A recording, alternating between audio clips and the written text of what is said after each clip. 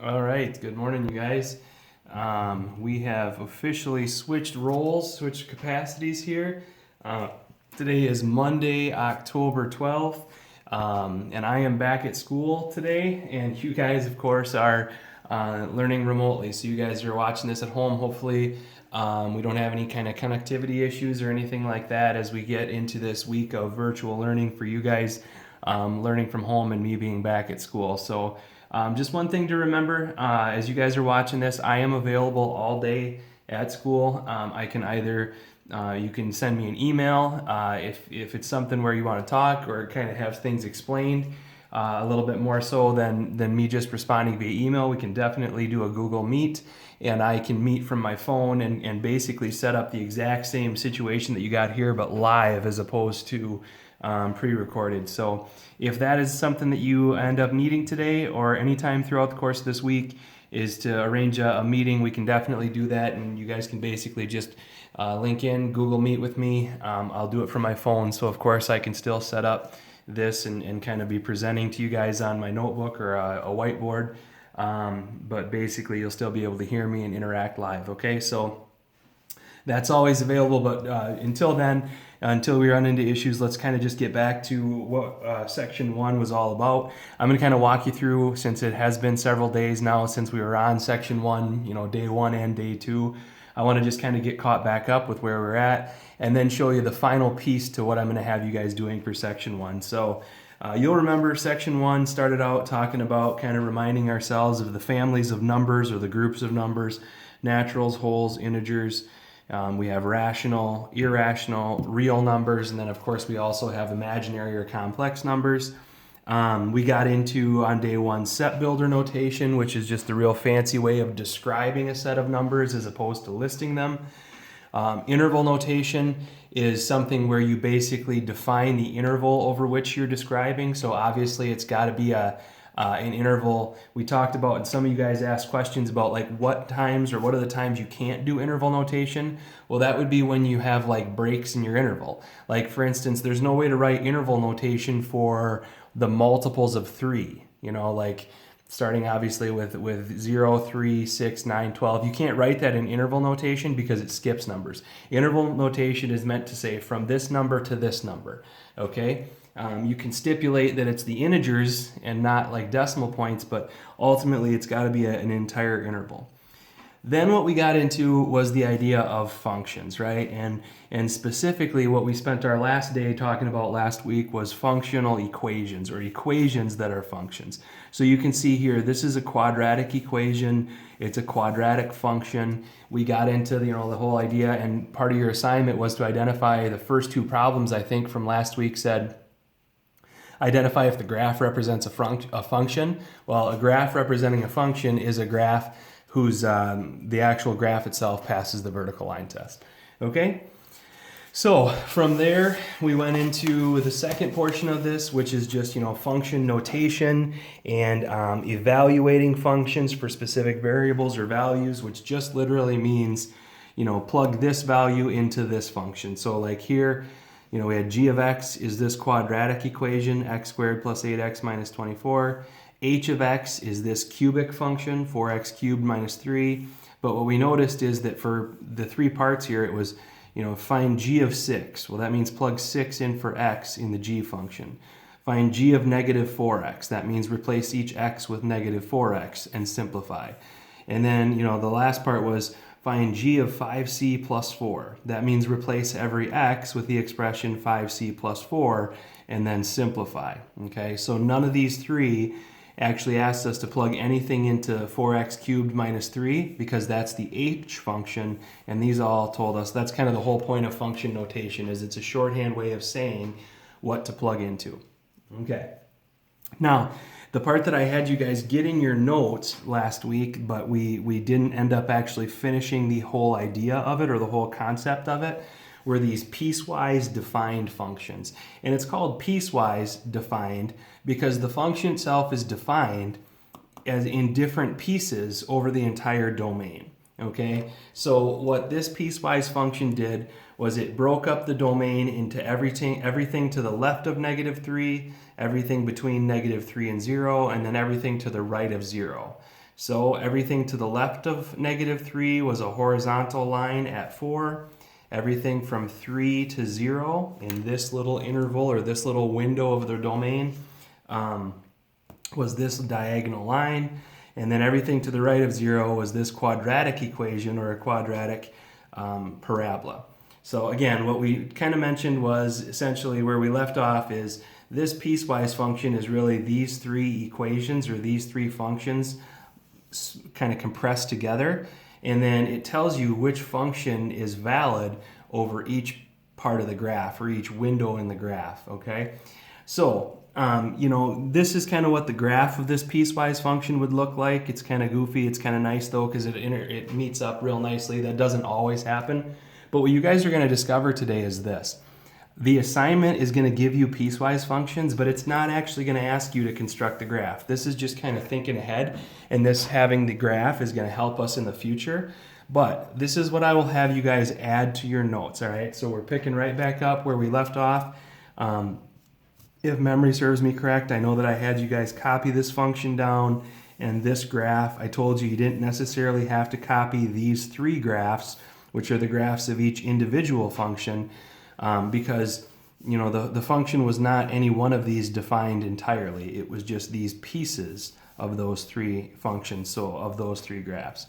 What you guys will find ultimately on this part, the final part of the homework, is part of it is a blending of piecewise functions and then just evaluating functions. So literally what it's going to ask you to do on this example, just like up here, there's going to be maybe a part A that says find f of 3. Okay, find f of 3. What this means is find the function's value when x is 3. So from a graphing perspective, here's what that means. That means when x is 3, you go to that location on the x-axis or that domain location, and what it's in essence asking you is what is the y-coordinate of the graph at that point. All we have to do here though is this. It's no different than up here when it said find g of 6 and you plugged in 6 for all the x's. You do the same thing. You plug in 3 for all the x's, but not every x in the whole piecewise function, only the x of the function that's defined for that value. So which of these is the only one defined for 3 for x? It would be the bottom one, right? It's the bottom function is defined for every positive x value because it's to the right of 0. So all you have to do to find f of 3 is plug 3 in to the bottom equation. So it's 3 squared plus 1, which is obviously 10. So I know my graph's not perfect here, but basically that means the point over 3 up 10 is on the parabola. Okay, so f of 3 is 10. If it asked you to plug in for part B, I'll say, if it says, what is the function's value for -1? Well, all you got to ask yourself is which piece of this function does -1 belong? -1 belongs in this range right here between -3 and 0. Okay, it's right here, and we can obviously see if you go to that point, left 1 is going to be up 2. It's the point on that diagonal line. But we get the same thing. If we actually plug this in here to -1, it would become negative. So it's negative x plus 1, negative 1 plus 1. The double negatives cancel. This becomes positive 1 plus 1, which is 2. So the function's value for -1 or at -1 is positive 2. And again, we kind of already made sense of that. It's the point -1, 2, and it just sort of makes sense from the graphing perspective. Now on your assignment today, you're not going to have the graph. So all you do for these piecewise functions is you take the x value they're asking you to plug in basically, but you only plug it in to whatever piece it belongs to, okay? And then obviously, if it gives you, I'll just do this for part C here, if it gives you anything to the left of -3, so if it says find the function's value at -5, well, -5 belongs in this range right here, but is there anywhere to actually plug -5 into that top function? No, it's just the function's value, it's y equals 4. Well, when you plug in, there's nowhere to plug that, you still just get 4. And that means that if you go to the point -5, it'll be up 4. Anything to the left of -3 is going to be up 4 units, okay? So that's part of the assignment. It's super simple, super easy. It's just, it's the same thing we always do with evaluating functions. You plug the value in for x, but only into the piece of the function for which it belongs, okay? Now, the next piece that I'm going to show you, I'm going to skip over this page. This is calc. I got a kind of a mess here in my notebook. The last thing that it's going to ask you to do, and this will be the last set of examples I have you guys put in your notes today, okay? It is going to ask you, or it's going to give you rational functions. So rational means fractional. So it's going to give you some fraction-based functions here, and it's going to ask you to state the domain. Okay, so we'll look at a couple examples here, maybe two of them, two or three here, I should say. So here's what we're going to say. F of x equals, let's just go 2x squared plus 1 over x minus 3. Okay, so it gives you this really random function, which we don't know much about because it's a quadratic equation or a quadratic expression on top and a linear expression on the bottom. It's 2x squared plus 1 over x minus 3. Now, you're not actually going to do basically anything with this. Instead, you're going to state the domain. Okay, so when it says state the domain, that means obviously the width of the graph. Well, this is not a graph that we're familiar with. We know that quadratic equations have parabolas and linear equations have lines, but what is the graph going to look like when you have a quadratic over a linear? We don't know, okay? So instead, what we're going to do is we're going to think about domain from a little bit of a different perspective. Instead, we're going to think about possible x values, but not so much what x can be. We're going to focus on what x can't be, okay? So what I guess I'm getting at here is this. We're going to say our domain is the set of all x values. Okay, so this is going to be in set builder notation like we were dealing with last Tuesday. The set of all x values such that, and we're not going to say what it is. This is going to be kind of the weirder part. When you guys did set builder notation last week, you said what all those numbers were. Like you had a list of numbers and you described them in terms of what they were. You said x is an element of integers. X is greater than 5. X is less than 2, or whatever the case may be. Well, in this case, what you're going to do instead is this. You're going to look at your function and you're going to kind of identify its characteristics. This is, don't worry about what's on top and what's on bottom. Worry about the fact that this is a fraction. What do we know is true about fractions? Fractions cannot have, and I think I've talked to you guys about this, that little mnemonic device for remembering where 0 can go in a fraction. We say, no, you do not want 0 on bottom, but it is okay to have 0 on top. So this right here is the no. We cannot have 0 in the bottom of our fraction, right? So when you look at this fraction, what is the x value that will result in this domain error? It is a 3. If you plug in 3, this top becomes 9 times 2 is 18, plus 1 is 19. The problem is in the denominator. You get 0 in the denominator when you plug in 3 for x. So basically what we're saying is this function, I can plug any x value I want other than 3. 3 is the number that when you plug it in for x, you get a 0 in the denominator. So again, let me restate that. You can plug in any x value you want other than 3. So my domain is the set of all numbers for x such that, and instead of saying what x is going to be, I'm not going to say x can be anything. I'm just simply going to say x cannot be 3. That is the only, we call them domain restrictions or domain limitations. When you're defining your domain in a lot of these cases, you're actually going to define what x can't be, and then it's implied that x can be anything else. So what this basically says is my domain is any value for x as long as it's not 3. My domain can be any x value other than 3. Okay? Let me show you another one of these. H of x is x plus 4 over x squared minus 4. Okay?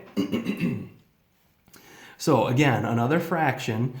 And again, the only thing that we're really going to focus on with this function is that it is a fractional function. This time it's a linear expression over a quadratic expression. None of that matters. All that matters is that it is a fraction. So the denominator cannot be 0. All right, x squared minus 4 cannot equal 0. So what does that mean x can or cannot be? Our domain, meaning again our x values. Our domain can be any x value. You can read this as long as or such that. Okay? The only thing we can't have is we can't plug in values for x that are going to make this bottom be 0. Well, obviously, the denominator would be 0 if this was 4 minus 4, but it's x squared. So the way to make x squared be 4 is if it's a 2 or a negative 2. So this time we're going to say my domain is all x values as long as it's not equal to positive or negative 2. If you plug in 2, then obviously you get 2 squared minus 4, that'd be 4 minus 4 is 0. But same thing with negative 2. When you square negative 2, you also get positive 4.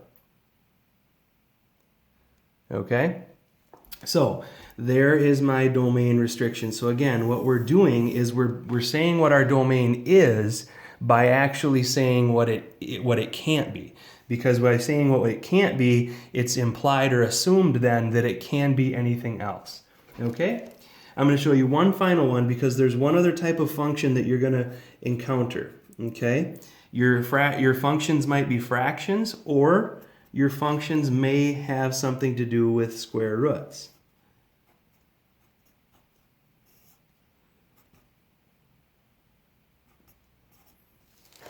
Okay, so what I did here to make this only one example rather than doing two more is I put two parts to this function. G of x is now a fractional function, but also has a square root in it. And what we're going to do is we're going to do the same thing. We're going to define our domain by actually listing the numbers it can't be and then assuming that it can be anything else. So here's hopefully the obvious part. X cannot be negative 2. Because if x is negative 2, then the denominator becomes 0, negative 2 plus 2. But we have to think in terms of domain errors, like things you can't punch into your calculator. You cannot punch a divide or a bottom of a fraction or dividing by 0. But we also want to think in terms of square roots. What numbers are not acceptable for square roots? Well, if you think about it, inside of a square root has to be either 0 or positive, because if you have a negative number inside of a square root, then basically you're going to get imaginary numbers. Well, we know what imaginary numbers are, but our calculator does not. So here's the way we're going to do this. We're going to also say, not only can my denominator not equal 0, so if you set x plus 2 not equal to 0 and you subtract 2 from both sides, you get this, x cannot equal negative 2. I'm also going to say this part that's inside the fraction, right, x plus 1, has to be greater than or equal to 0 because it cannot be a negative number inside the square root. Well, basically, if you just do simple solving here and subtract 1, x has to be greater than or equal to negative 1. That also has to go in my domain. Because not only can I not have 0 in the bottom, I can't have a number less than 0 inside of a root. So whatever's in there, which is the x plus 1, we say it has to be greater than or equal to 0. Greater than or equal to 0 means positive, right? Can't be negative. Now, the last thing that we do before we circle this, we ask ourselves, are both parts of this absolutely necessary, or is one of them redundant? The fact that this says any x value in my domain has to be greater than or equal to negative 1 makes this part right here kind of unnecessary or redundant. We don't really need to say x can't equal negative 2 because x can't equal a lot of stuff. It can't equal anything less than negative 1. So this part right here is already covered right there. So we say our domain is any x value such that it must be greater than or equal to negative 1. If you plug in any number greater than or equal to -1, you will not run into a domain error issue, okay? So that's the last piece from section 1 that we needed to talk about, was basically domain restrictions and identifying what the domain is by stipulating what it is not. Or in this case, it is stipulating what it is. My domain is the numbers greater than or equal to -1. Whereas up here, it's all numbers not 3 or not positive or -2. Okay? So that'll wrap things up for today. Just keep in mind and really remember as you're working through this, if you run into any questions, probably the easiest way to initiate conversation is through email. But once you email me, if I feel like, or if you feel like you'd like to actually have a meeting to where I can pull my phone up, I can set another sheet of paper on here, but you'd like to actually watch and listen to me work out a problem rather than just get the picture on email, let me know that. Just email me and say, hey, can we meet and talk about number 22, whatever the case may be, all right? So as long as we are learning this way remotely, I will always be available either via email during the day or via Google Meet, okay? The only time I might not answer right away is if it's during one of my other class times and I have a meeting with other students at that time, okay? So other than that, just keep up on the daily videos, keep up on the daily assignments, and you guys are doing a good job already asking questions when you have them. So just keep shooting me your questions when they come up. I'm hoping you guys took your notebook home with you so that you can keep adding these notes. Otherwise, we'll probably just have you add them once you come back. Hopefully we'll be back together next week. All right, guys, that'll do it for today. Have a great day.